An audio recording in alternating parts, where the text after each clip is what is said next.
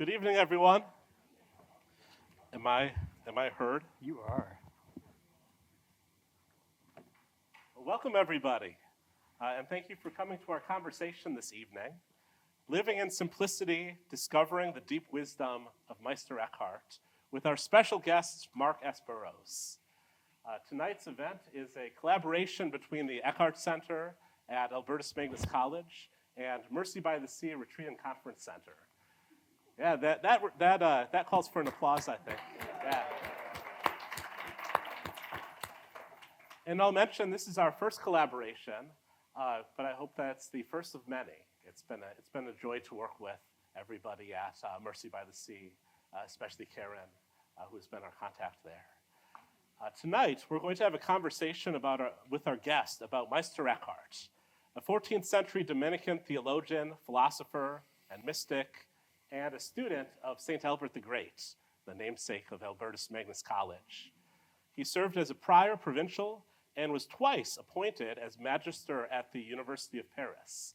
Only two people had that distinction, Meister Eckhart and St. Thomas Aquinas. He was also known for his preaching, in which he provided theological and practical wisdom for living a life grounded in contemplation and witnessed in action. Almost 4 years ago, the Albertus Magnus College received a gift from the Dominican Sisters of Peace, our sponsoring congregation, to start up a Center for Catholic and Dominican Life. And the big question, this was a decision made before I arrived, but the big question was, what should we call the center? And the committee decided to name our center after Meister Eckhart for two reasons. First, his preaching encouraged a life of contemplation, grounded in God, witnessed through acts of love toward others. One quote attributed to Eckhart proclaims, "What we plant in the soil of contemplation, we reap in the harvest of action." And second, Eckhart was a great teacher. He served as a spiritual director to many young Dominican sisters and friars, as well as lay people. He invited even those at the margins of the church into spiritual life, just as Albertus Magnus College has a mission of broadening educational opportunity today. So there was a natural fit between Meister Eckhart, the way he lived his life, the message of his preaching, and the new center at the college. I'm Edward Dunar. I'm honored to be the director of the Meister Eckhart Center and your host for tonight's conversation. But I have a confession to make. I am not an expert on Meister Eckhart. I knew very little about Eckhart before taking on this role. In fact, my main exposure to Eckhart before taking this job was on Twitter. A co-author of our guest, John M. Sweeney, their poetry is something that we'll talk about later. He had this great practice of posting excerpts from their poetic adaptations of Eckhart. And I followed him for inspiration. And so my first impression was Eckhart. He's the guy from Twitter, right? But since then, I've tried to immerse myself into Eckhart's sermons and other writings. And I think maybe some people on the live stream might be a part of a Eckhart reading group of which I'm a part. So a special welcome to you. But I'm still a beginner, looking forward to learning more. So in tonight's dialogue, if you're Anselm and then I'm Bozo, just trying to find my way. And I'm therefore pleased to introduce our guest, Mark S. Burrows. Dr. Burrows is an acclaimed writer, retreat leader, poet, and scholar. His academic research spans a range of interests, always returning to the generative voice to be heard in the medieval legacy of those that we call mystics. Hildegard and Julian of Norwich, Meister Eckhart and the writer of The Cloud of Unknowing, and Dante and John of the Cross. As a historian of medieval Christianity, his research and writing focuses on the creative work of the mystics, visionaries, and poets who often found themselves living and working at the margins, as we're called to do today, right? Dr. Burrows is also a prolific poet. His work has been described as a poetry of praise which opens from within its own center, as does the lily. I love that image that a critic used to describe Dr. Burrows' poetry because it has many resonances with Meister Eckhart, as I think we'll soon get into. He brings his poetic gift together with his study of medieval mysticism in his co-authorship of 3 collections with John M. Sweeney of short meditative poems in English inspired by the writings of Meister Eckhart. Meister Eckhart's Book of the Heart, Meister Eckhart's Book of Secrets, and most recently, Meister Eckhart's Book of Darkness and Light. And we have copies of each of these books available for you to look at the entrance on your way out if you're here in person. But we are delighted to welcome you, Dr. Burrows, in conversation today. Thanks for being with us. Well, thank you so much. Yeah. Thank you. Yeah. Well, a warm welcome to all of you, and thank you for your welcome of me. It's wonderful to be here. I've been to New Haven many times, and I knew about Albertus Magnus, but I'd never been here before, so it was a joy to discover this beautiful campus and to have this warm welcome Edward and Karen Nobile, who is the program director over at the Mercy by the Sea, who's become a dear, cherished friend. They've put this on together, so my thanks to the 2 of you particularly. I'm going to stand if I might, because Eckhart would have said, only bishops are allowed to sit and preach. No, you don't have, you can sit. That's why they could call it the bishop's seat, right? The bishop preaches, in the old days, preached sitting. But Eckhart could never have sat to preach a sermon. He was far too rambunctious. He was far too energetic. And you feel that reading him even. The way that his sermons read, okay, they're medieval sermons, so they're not exactly the way we would write a sermon today. And he was a scholar. He was a university scholar. And so he actually presumed, and most of the sermons we have, the German sermons, were probably preached to women's communities, or certainly to lay communities. We don't really know where they were preached or even when they were preached, because he didn't add lots of occasional details, as one might today, commenting about the weather, commenting about the season, commenting about the football team's recent score. No, he wouldn't have talked about that. But he was so earnest, and there's something so compelling about his trust that ordinary people, that uneducated people, and I don't mean stupid people, I mean people, most of whom had no formal education, no university education, their intelligence was deep, and he respected their intelligence enough to speak to them knowing that they would understand. And why did he know that? Because he was sure, in fact, that the teacher can only elucidate what you already carry within you. It's one of the most important things I've learned as a teacher. So if I try to tell people my wisdom gained in my life, they might write it down. They might remember it for the test, but the biggest test is whether it changes their life, and it probably won't do that, because I haven't respected the learner enough to realize that they also are a teacher. They must be the one who discovers themselves, the wisdom that they carry within them. So when John and I started this project, I was living in Germany, teaching university, German students, reading Eckhart in German, which was wonderful. Okay, it was a translation from Eckhart's medieval German, which is a bit difficult even for modern Germans to understand. It has to be translated into modern German.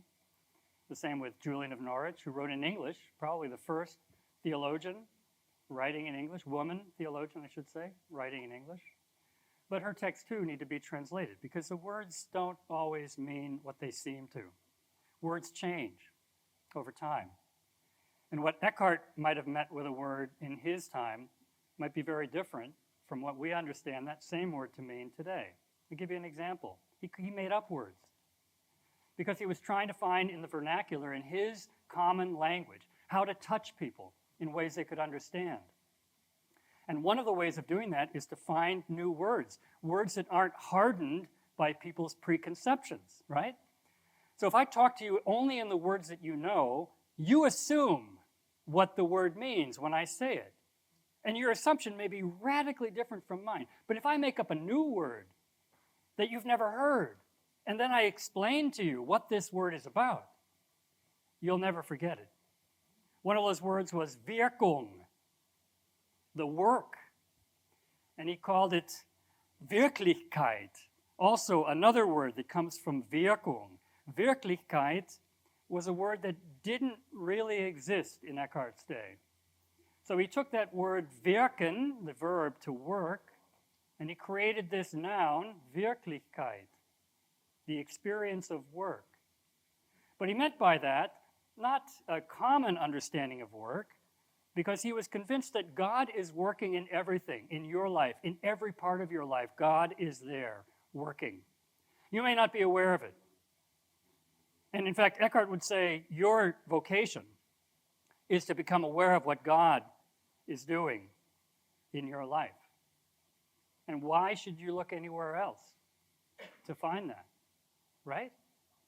If I ask Patrick what God is doing in Patrick's life, I'll learn something.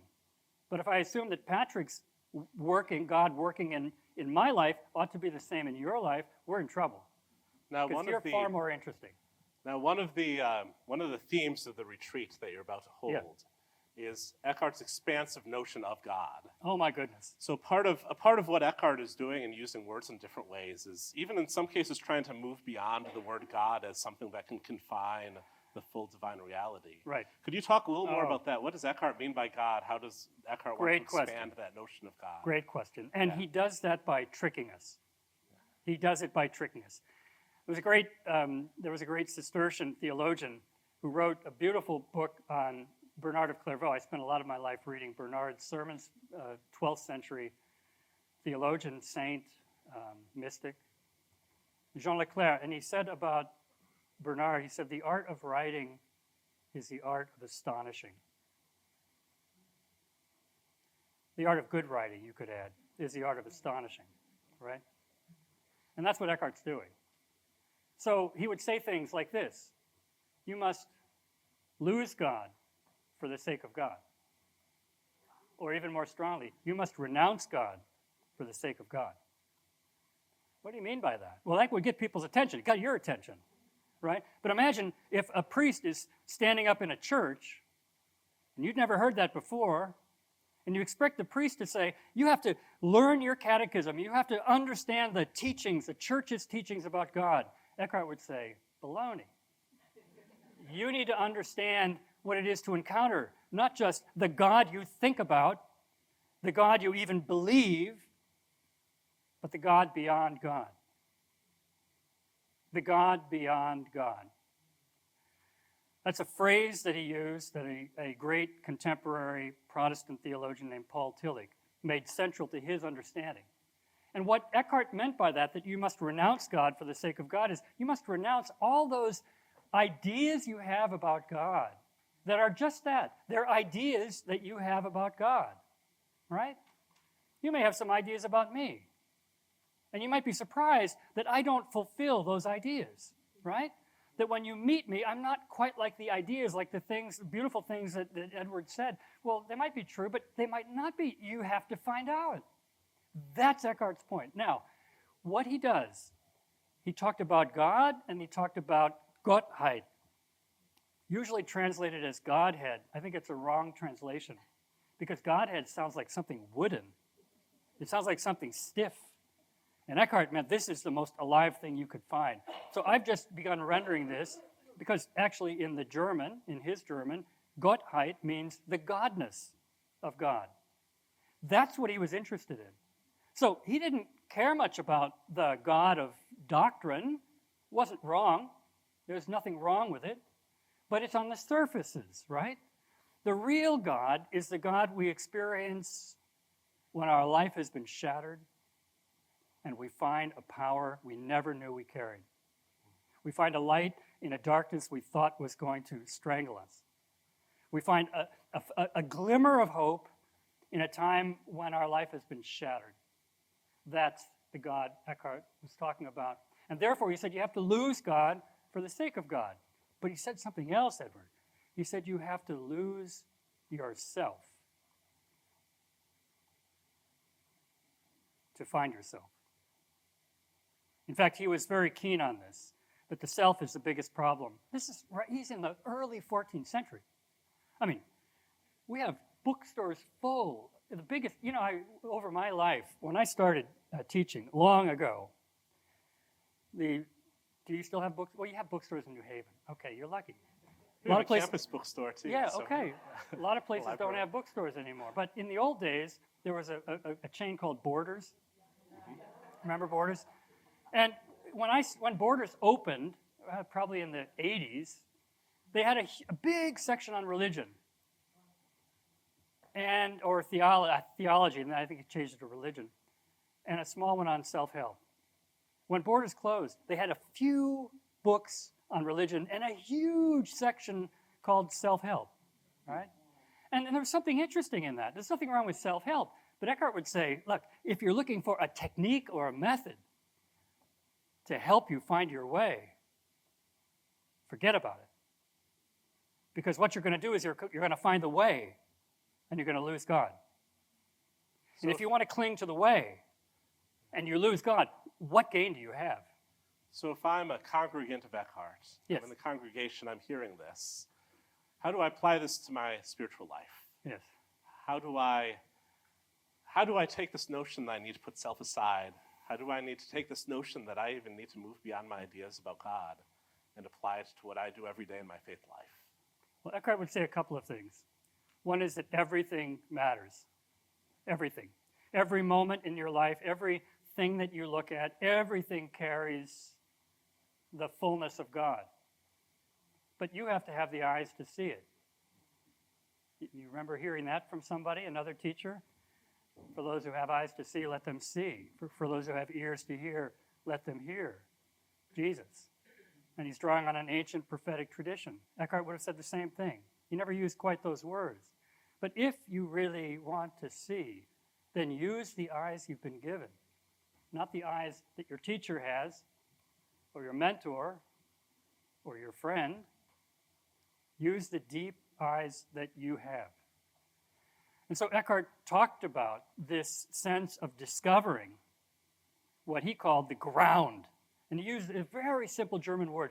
And I want you to say it after me. Grund. Say Grund. Oh, come on, a little louder. Grund. Isn't it great? It's like a grunt word. And in fact, he spelled it grunt. In his German, it was a T at the end. Grund. And he meant by Grund the very ground beneath us. And he wrote repeatedly that my ground, your ground, and God's ground are one ground. That's an amazing claim. So where would you look for God?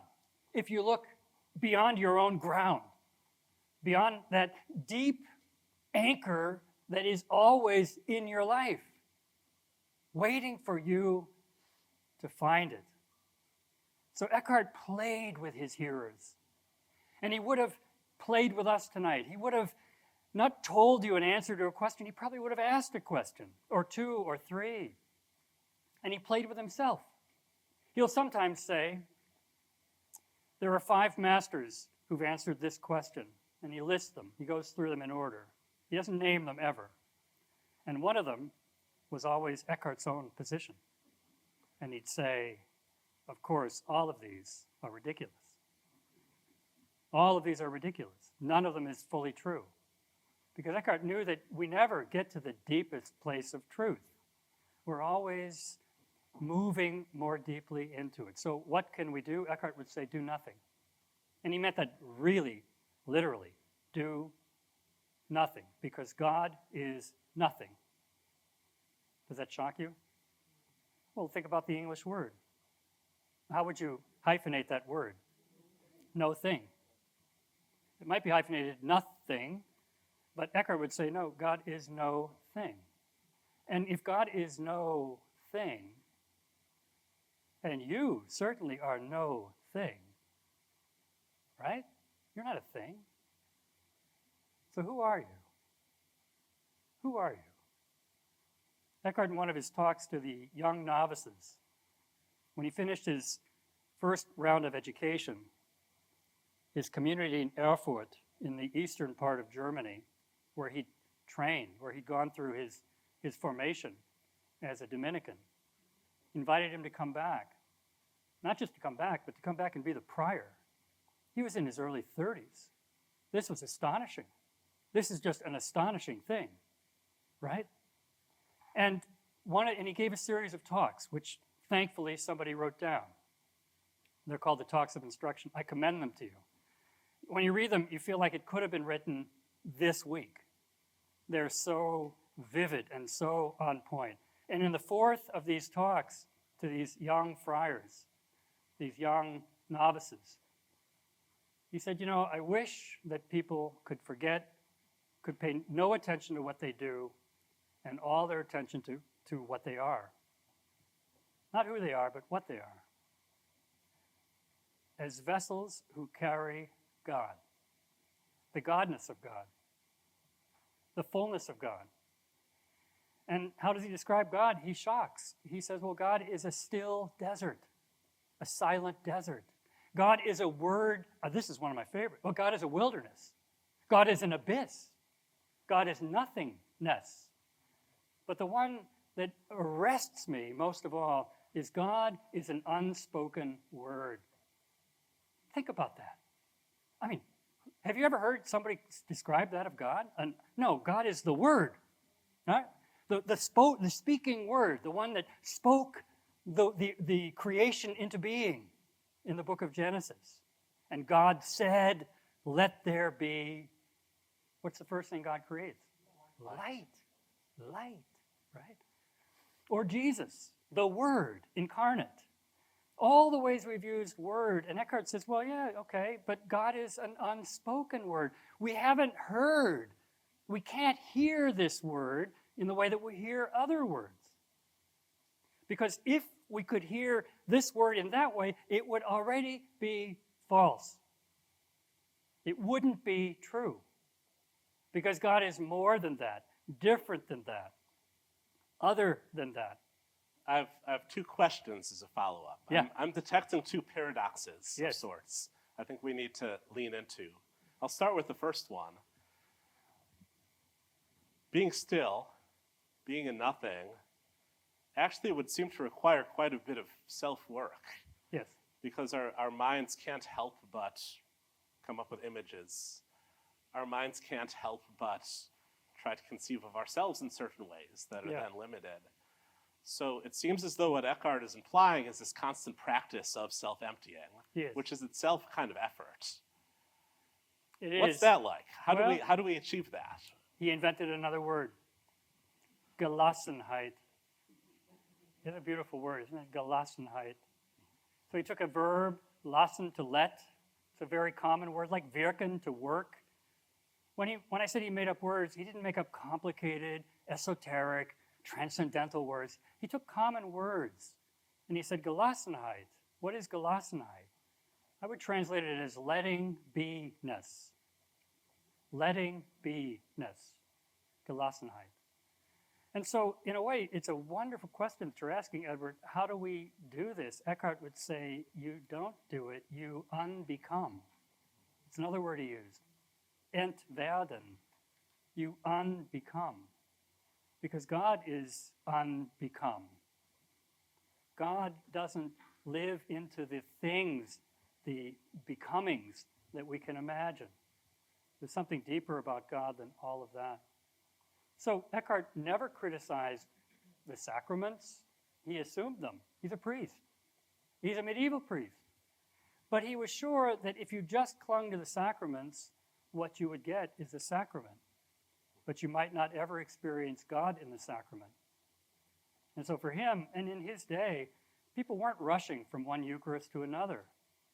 In fact, in the beginning of the century of his birth, the Fourth Lateran Council, okay, it's going to be on the test, so write it down, 1215, the Fourth Lateran Council. They decreed that everybody was obligated to take the Eucharist once a year. Why did they write that? Not because people were doing it too often, but because out of fear of coming unworthily to the sacrament, people were refusing to come at all. And so the Fourth Lateran Council said, you must receive communion once a year. In other words, you must go through penance once a year. And so Eckhart wouldn't have said no sacraments, but he would have said, don't think that having the sacrament is your salvation. It's a help, like many other helps. And he might have listed all kinds of things that help. The flowing brook, a piece of wood, There are images and examples in his sermon. In one of them, I was just reading it yesterday. He writes, I was thinking as I came to preach to you today how I could make this clear. And suddenly it occurred to me. Now, if I heard a priest or a preacher say that, I'd be perking right up. Oh my gosh, he's taking me seriously. He didn't write this last month or 5 years ago. He's thinking about this moment and how he can communicate this truth to me in this moment. And he went into this amazing discussion of the eye and a piece of wood. And you start reading this, you think, oh, what a disappointment. The eye and a piece of wood. And by the time you're done reading this paragraph on the printed page of this example, this image, you're just stunned. And you'll never look at a piece of wood in the same way again, ever in your life. And you'll learn the lesson, because Eckhart knew that you can't talk about God by talking about human things in a loud voice, right? So that's a famous quip that a theologian once said. You don't talk about God by talking about humans in a bigger voice. No, in fact, you discover the truth of God finally in stillness. And so to come back to your question, how do we get to that stillness? What do you think? I think that, well, I can give the answer I would give. I'm not sure if Let's hear your answer. Yeah. But I think that there is so oftentimes when I'm teaching, I'll try to build periods of silence into class. So important. And at first, it's very difficult for students. Right. Yesterday, we were running a retreat here, and we had a full minute where I was asking students to visualize something. And if you're out of practice with that, a full minute of silence feels like forever. It does. But you can build up that silence muscle. You can build up that practice of doing nothing, of being open to God working on you. Yes. A tricky thing here, though, is I think what's connected with the second paradox, and that is, I'm a little intimidated right now, but I'm going to describe how I understand Eckhart, Yeah, and then you go can for it. correct any misunderstandings. By the way, I'd love to see you as a teacher. I think that thank what you. you just said, creating silence in a classroom, is so important, even in a conversation, right? Conversations need silent spaces. Otherwise, it's just chatter, right? And when two people fall into silence, that's where communication begins to happen, in those moments. The sign of a true friend is someone you can sit in silence with and not feel Absolutely. as though you have to say anything. Right. Bring on the second paradox. Yeah. So as I understand Eckhart, a part of what he's saying is that we can't necessarily gauge that we're succeeding at this based on our emotional states, or even based on our mental states. Right. And he even says you can only kind of provisionally believe that you're on the right track if you observe yourself being more loving to other people in the world. That's based on some readings of Eckhart, that's my understanding of his answer to the question, how do I know if I'm there? Yeah. He would say you don't. It's not how you feel. It's not necessarily even an achievement. But if you notice yourself being more loving, if you notice yourself taking more action and not being effortful, Yeah. that's a sign it might be the case. So my question is about contemplation action, the action portion, because Eckhart encourages stillness. Eckhart encourages us to let go of effort, and yet the end point for him is that we're taking action. Right. The end point is that we're more loving.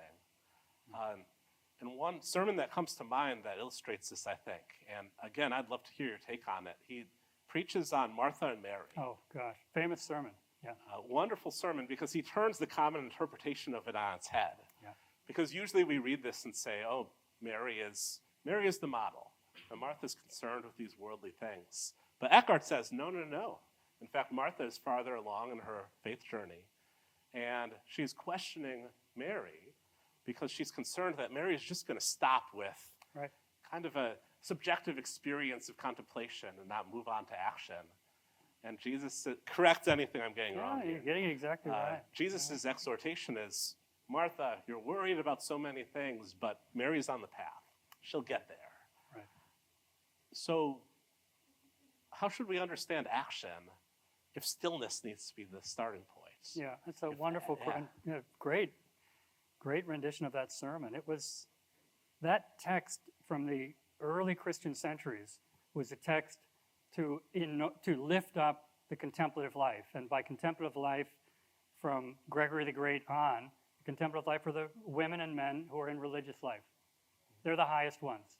The priests, well, they have to do something important, but the religious really are at the pinnacle because they are devoting themselves in prayer to God. Now, Eckhart knew that, and so he's playing with that text that has, by that point, 600 years of tradition behind it to say that, well, wait a minute.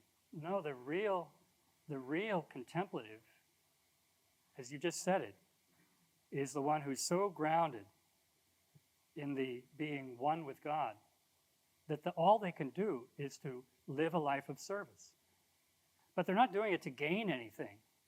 He sometimes calls that situation, he calls the noble soul, the noble human or the noble soul, the just soul or the just person. And by just, he doesn't mean, in a sense, justified by God. He means somebody who is so grounded in the oneness of God that they can only understand their life as a living into that oneness that needs to be discovered by others. And how do you do that? By serving the least, by serving the most vulnerable, by serving those in greatest need. I know that's not fashionable in the current political situation we're in, but it's the truth. And Eckhart knew that it was true. And so what he would say to you is, well, you will know that when you're no longer aware of what you're doing. When you're no longer thinking to yourself as you drive home from serving somebody in a hospice or whatever, oh, that was a good thing I did. Oh, look at me. Look at that good thing I did. No, you do it simply because it's who you are. It's not what you should do. It's who you are. So Eckhart, he had another phrase. He said, you should live without a why. W-H-Y. To live without a why. Because he said there is no why in God. There is no why in God. God is not asking, wondering, confused. God is God. And you, if you understand that, Eckhart would say, and this gets dicey, you are God. Well, he got called before the Inquisition for that and condemned by the local bishop in Cologne, where Albert the Great spent most of his life as a teacher. Well, he appealed it to the papacy. Well, you can't say he appealed it to Rome. That was his canonical privilege, but the papacy wasn't in Rome. This is the 14th century. The papacy had been dragged over to France. They were living the good life in the papal palace in Avignon. What a place, right? If you're going to choose a place to have a great life, the Provence is pretty close to the best. Anyway, so he appealed. He appeared before the Pope at the time.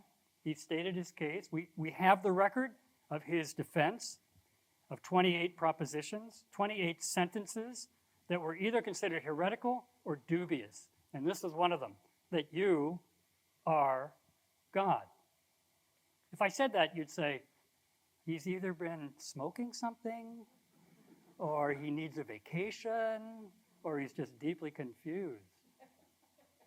But Eckhart was serious about this, because when he said that your ground and God's ground are one ground, he didn't mean that you have 2% of God, and you have 5% of God, and you have 8% of God, and I have 0.5% of God, and if we get all of us together, we have God. No, you have all of God.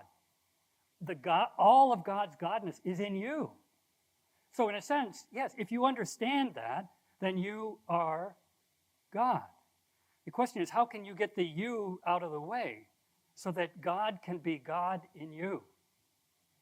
That's where, in a sense, it's unavoidable that the person who understands that is going to say, well, what do I need to worry about? What do I need to be afraid of?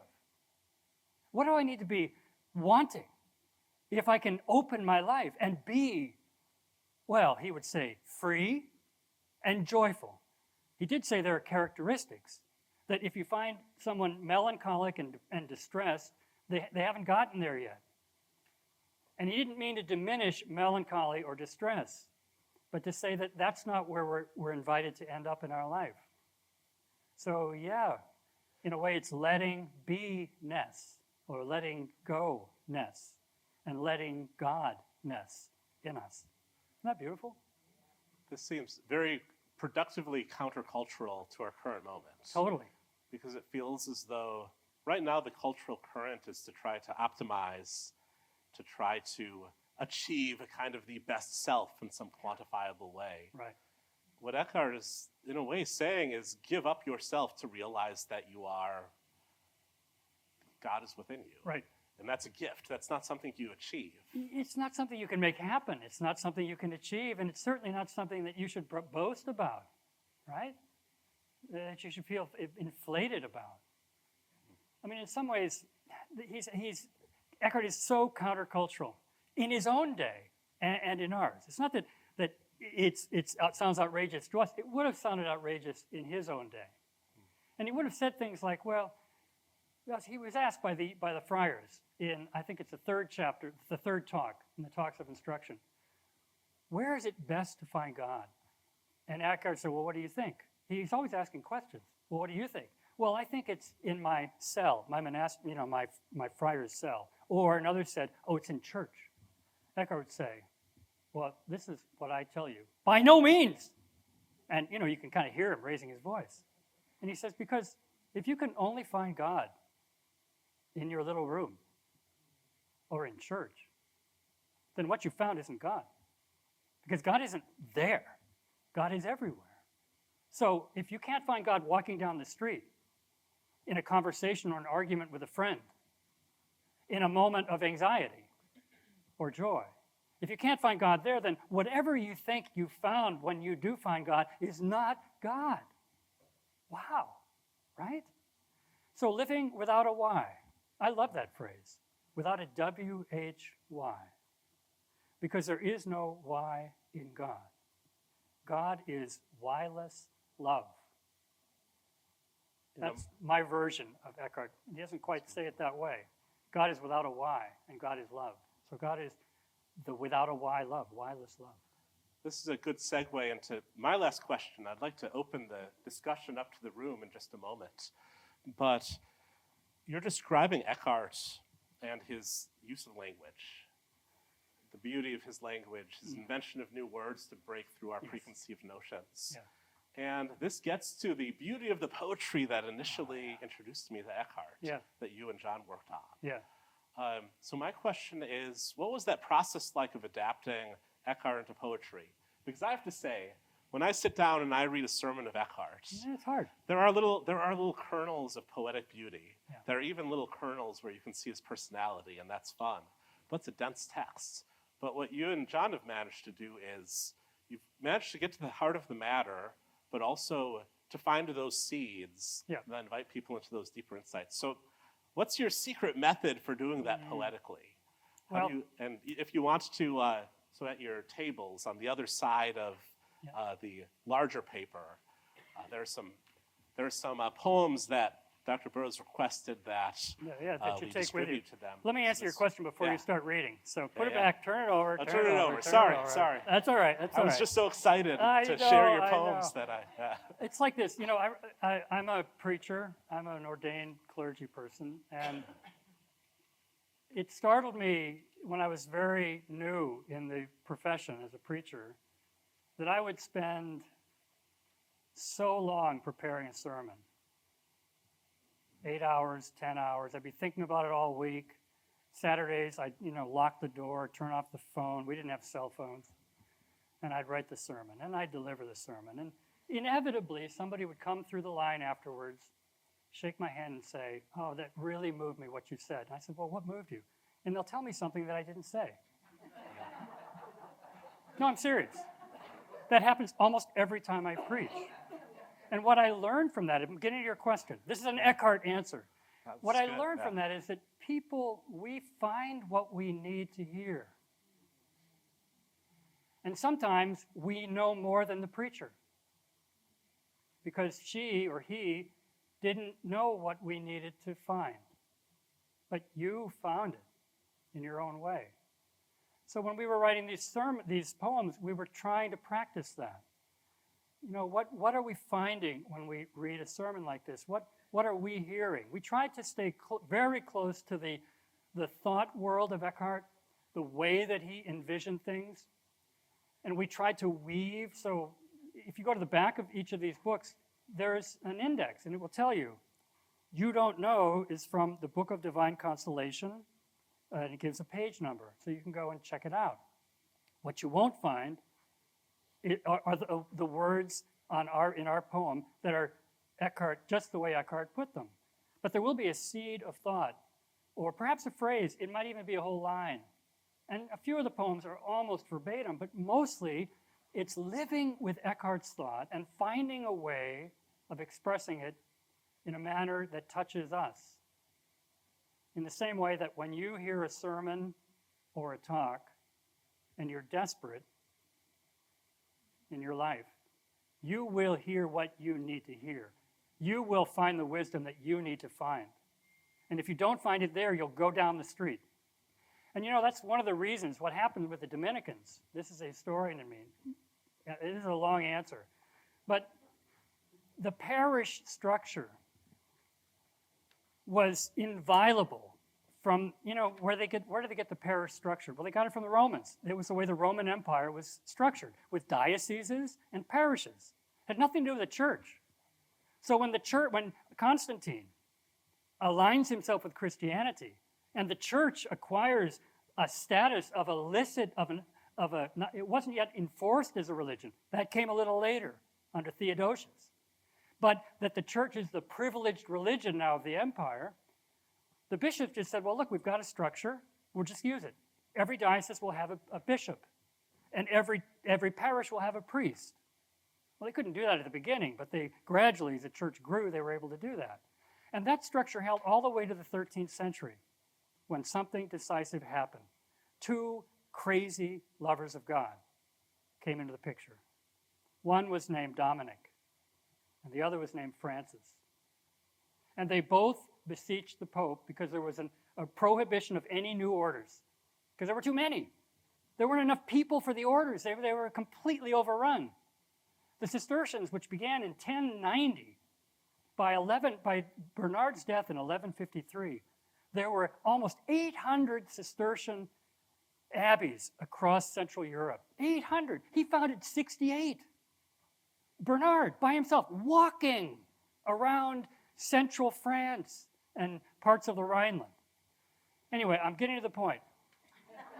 The Dominicans and the Franciscans were given extra parochial privileges. What did that mean? It meant that you didn't have to go to your parish priest, who may have been a marvelous man, and he may have been a louse.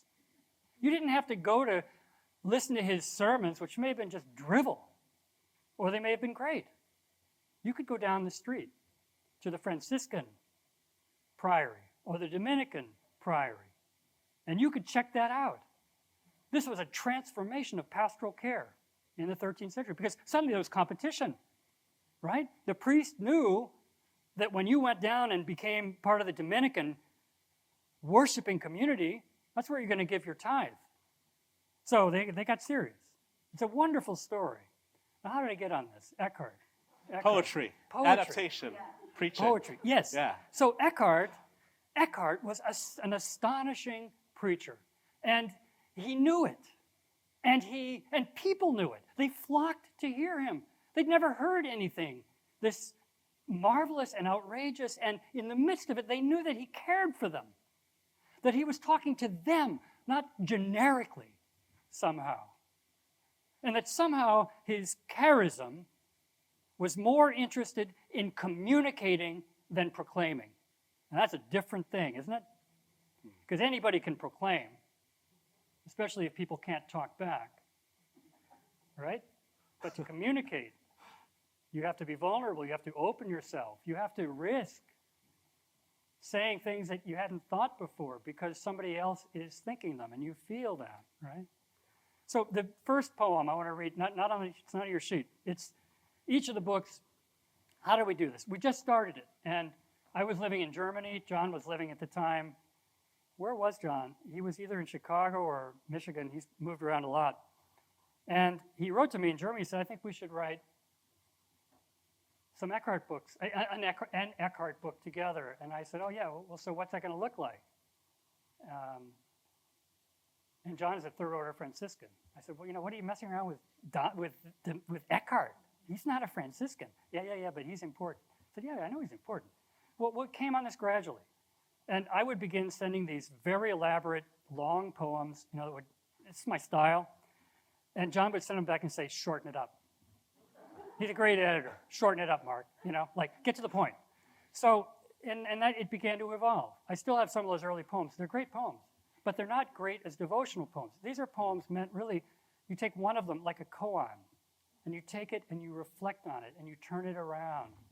And each of the books, well, it started with one, and it was, not quite a bestseller, but almost for religion.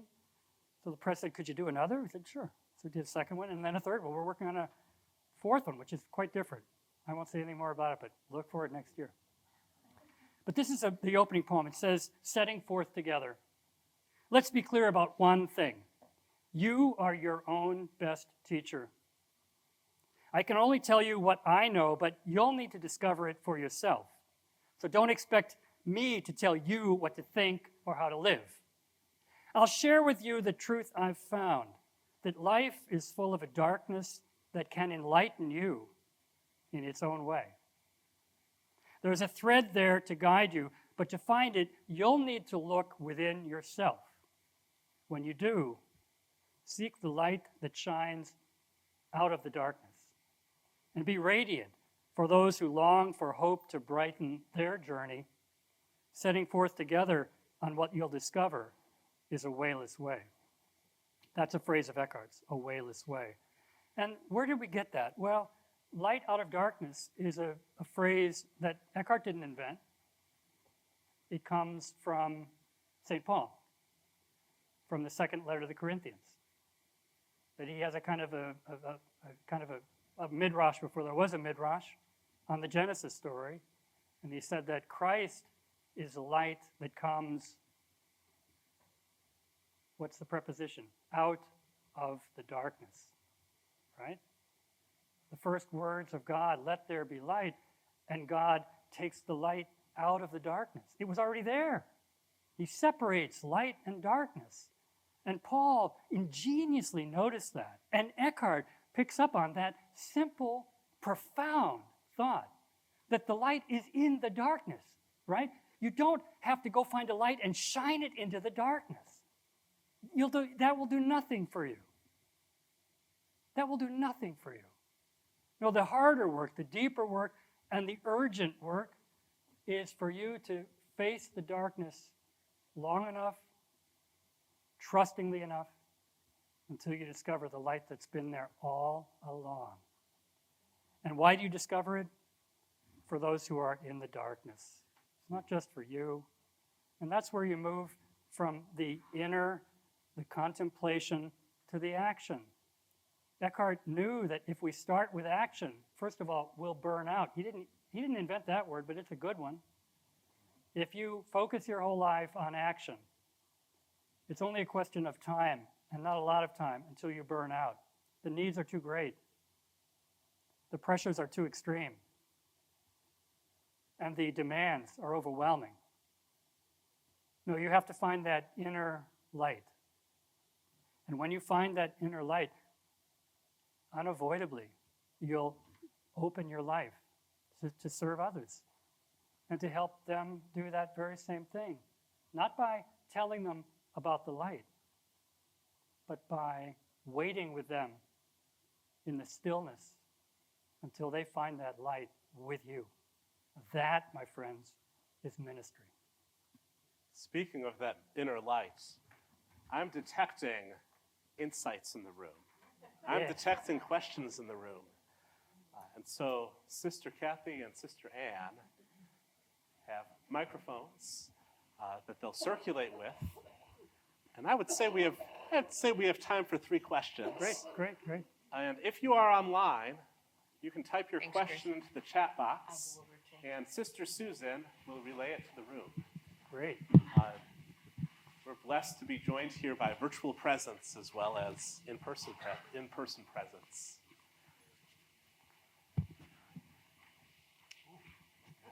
The first question. There you go. Mark, thank you so much. Welcome to Albertus. Yeah. I'm curious to hear your thoughts about how Eckhart's work has been received in Eastern traditions, Buddhism and Hinduism. Yeah, great question. I know that his short text on detachment Yeah. got some attention from D.T. Suzuki in Yes. his book Mysticism, Christian and Buddhist. He saw a lot of parallels. I'm also thinking about, in Hinduism, Advaita Vedanta, and the claim that underlying all divinities, all beings, there is this divine substance, Yeah. Brahman, the Yeah. same substance Yes. for the divinities and for the beings. That's always sounded to me a lot like Meister Eckhart, but I'd love to hear any thoughts you might have along those lines. Well, tell me your name. John Sozek, I John. teach religion here. Oh, so. John, it's a great question. And in point of fact, Eckhart is probably as well known among Buddhists, better than among Christians, that is non-theologian Christians, people who aren't professional theologians.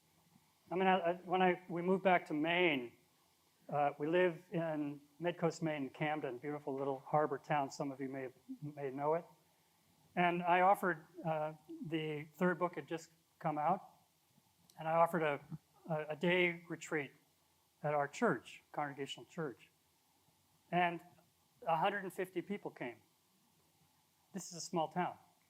And easily 50 or 60 or 70 of them were Buddhists from the various sanghas. They'd heard about this and they circulated the news. There are probably 7 or 8 sanghas, congregations, Buddhist communities who meet for meditation on a weekly or sometimes even more often. And of course, they knew Eckhart. And they knew what Buddhists love about Eckhart, and I know that best of all. And Merton, of course, if you know Thomas Merton, he was fascinated with Eckhart because he saw Eckhart as a kind of a bridge between Asia and these European traditions, Christian traditions. In fact, he died in Bangkok, going to meet monks, the Buddhist monks, to talk about the nature of the divine. And of course, Buddhists don't even use the word divine, but what they're talking about when they describe the ground is exactly what Eckhart was talking about with the ground. So it's a wonderful question. The mystics, in some ways, across religions, have always found a convergence that isn't possible on the level of doctrine. And I have to admit, John, if I'd known like 40 years ago what I discovered along the way, I devoted a huge amount of my life to the ecumenical movement as a Protestant, teaching in Washington, D.C., teaching courses with my dear friend Elizabeth Dreyer, who lives here in Hamden. She invited me to co-teach courses on medieval women. And at the time, I didn't feel like a man that I was allowed to do that. So having this distinguished, already somewhat older theologian invite me to do that was just a great privilege. And so off we went. And she wanted to teach these courses in my school, in a Methodist school in Washington, D.C., Wesley Seminary, because she said, well, the Catholics don't get this. The Catholic priests, she was teaching at the Union, Washington Theological Union, they're not that interested in mysticism. They're busy figuring out how to be priests, right? But you have all these people who are interested in, like, women. Whoa, that was an idea, right? And most of them were women. And you have people who are interested in mysticism, even if they wouldn't even know the name. They're interested in the deep, the unitive experience of God, beyond duality. And this is where these Hindu traditions, the Buddhist traditions, these are non-dual traditions.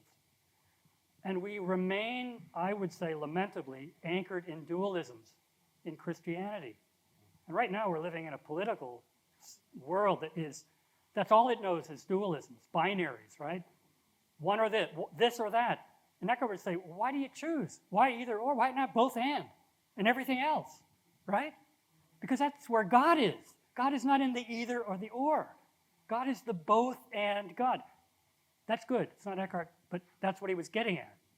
So it's a great question. And so I spent all of this time working in the ecumenical movement within Protestantism, commissions with Roman Catholics, fairly high-level ones, all the way down to at the diocese level in parishes.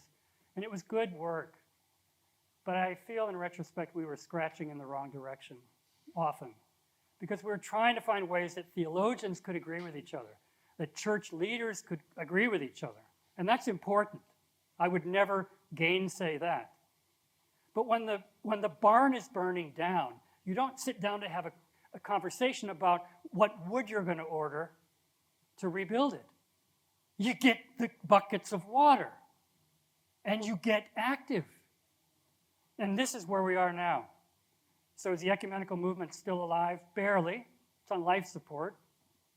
It's on life support. I mean, communities where I used to go and be received into the Eucharist now often have a sign when I come in saying, if you're not a baptized Catholic in good standing with the church, we allow you to come in, you can watch, but please don't ask for anything. And that breaks my heart. That's Catholic, that's proper Catholic teaching, but there have been Catholics like Eckhart who've been willing to push those boundaries and say, really? Really?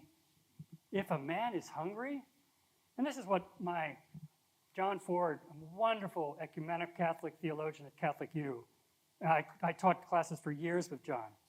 And he'd always say, well, look, Mark, there's a canon meant for the military that says that if a Catholic chaplain is standing by somebody who's dying, it is not the work of the chaplain to ask, are you a baptized Catholic, but to offer the last rites.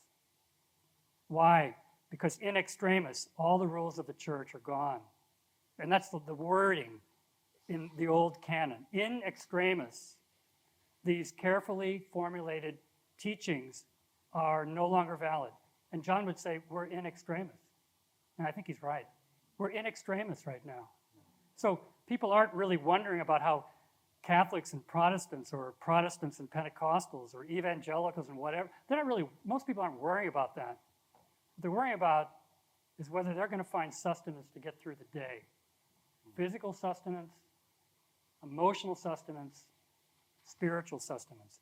Eckhart would have so gotten that. It's a really long answer, but to a great question. We can take one more question, and then we can continue the conversation here in person after the session. There's an online question. Very good. We do have a question from online.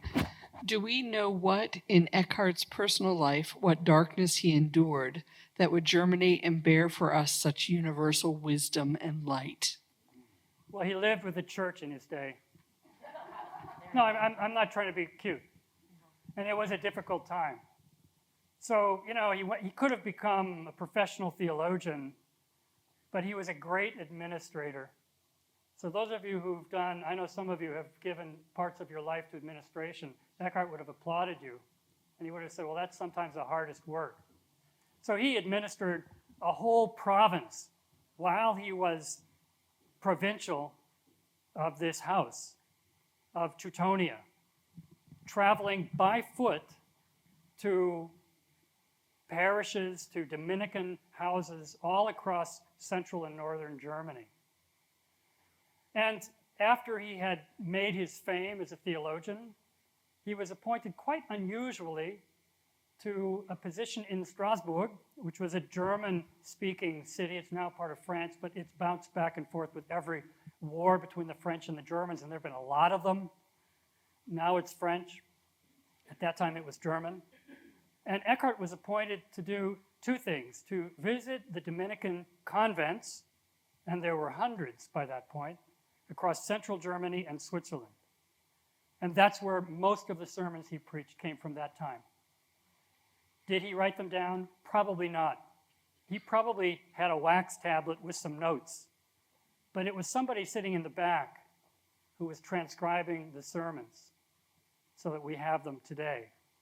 And often we have two different versions of the same sermon. We'll never know exactly what Eckhart said because people heard what they needed to hear, right?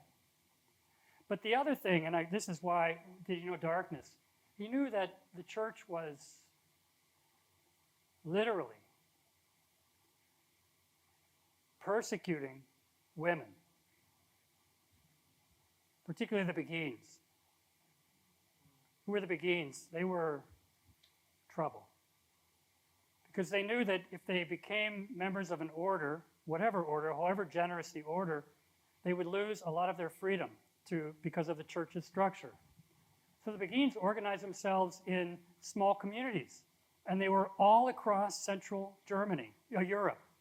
You can still see some beguinages, a beautiful one in Bruges, Brugge, and there's one in Amsterdam that have been retained.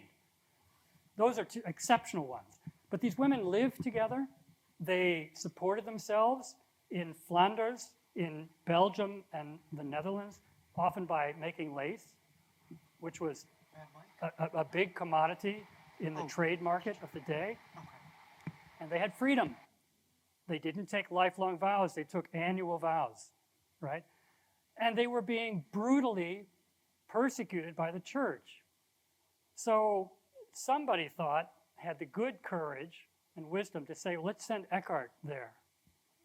And I will tell you that I think what Eckhart found in the darkness of those times was light among those communities of women. We don't really know. But so many of the things that the Beguines were being persecuted for were the very ideas that Eckhart had that he was later persecuted for. And it may well be that he learned these things from them. We don't know. Or from the Dominican women. We really don't know. But he knew darkness. He knew the darkness of struggle in a church that started out pretty well. The Inquisition, after all, was meant to examine the faith.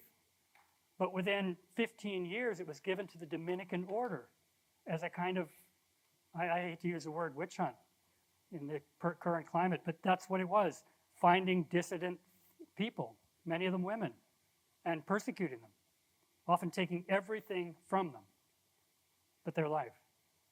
So that was the darkness Eckhart knew, and you feel that when you read his sermons, this sense of not his own personal darkness. We don't have anything of Eckhart on that, but he sensed the darkness of the times. And he knew that he was given a light to shine in that darkness, a beacon that provided a direction for people who were struggling. And of course, the thing is, we don't know exactly when he was born, around 1260. We don't know when he died or where he is. I told you he went to Avignon to defend himself in 1328. And he disappeared on the way home. He just disappeared. I think there's something fitting about that. You can go to Cologne and you see the beautiful stone sarcophagus, which is where Albert the Great is buried. In a way, there's no place that would have been the right place for Eckhart to be buried, because we would have venerated him rather than listening to him. So he simply disappears. We don't know his death date. We don't know when he died. Was he killed? Possibly. I would even say presumably. Yeah. That somebody saw that this man was trouble and silenced him. But we don't know that. And in a way, it doesn't really matter, because Eckhart hasn't been silenced. Right? Eckhart has not been silenced. So I wonder if somebody would stand and read the second poem. Unfortunately, Well, we're out of time. However, the insight that Eckhart hasn't been silenced, I think, is fitting. And a nice coincidence is that today, in some corners, is celebrated as the Feast of Meister Eckhart. Yep. And the justification behind that is that, although we have no record of where Eckhart died or where Eckhart was, the first evidence we have of people acknowledging his death was on this date. Yeah. So today is celebrated by some as the Feast of Meister Eckhart, because that's the first shred of evidence we have. And I would like to thank you and invite everybody to join me in thanking you on joining us on this feast Thank you. of Meister Eckhart. Thank you.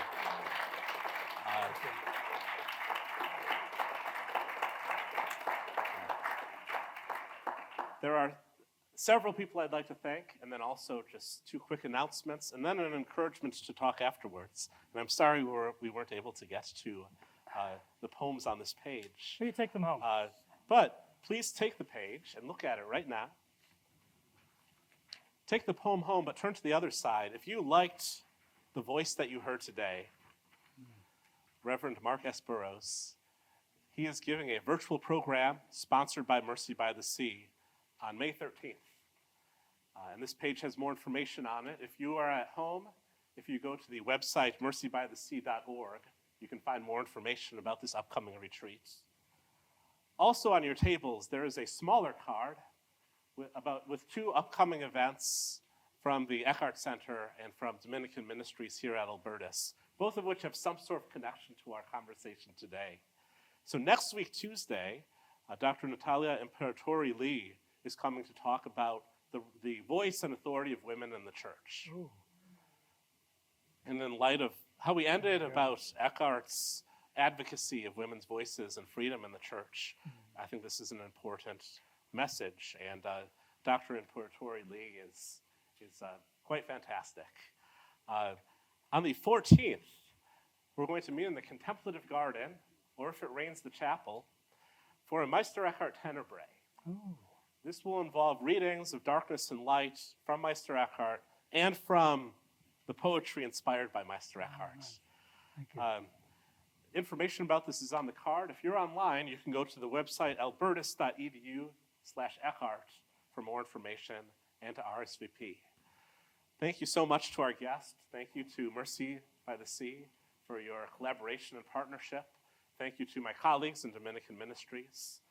Thank you to IT, especially Chris Shine tonight, for Chartwells, for the wonderful dinner, and for the events team, especially Carolyn Behan. And thank you to all who attended, both in person and online. We'll see you next time, either here at the Eckhart Center or at Mercy by the Sea. Thank you very much.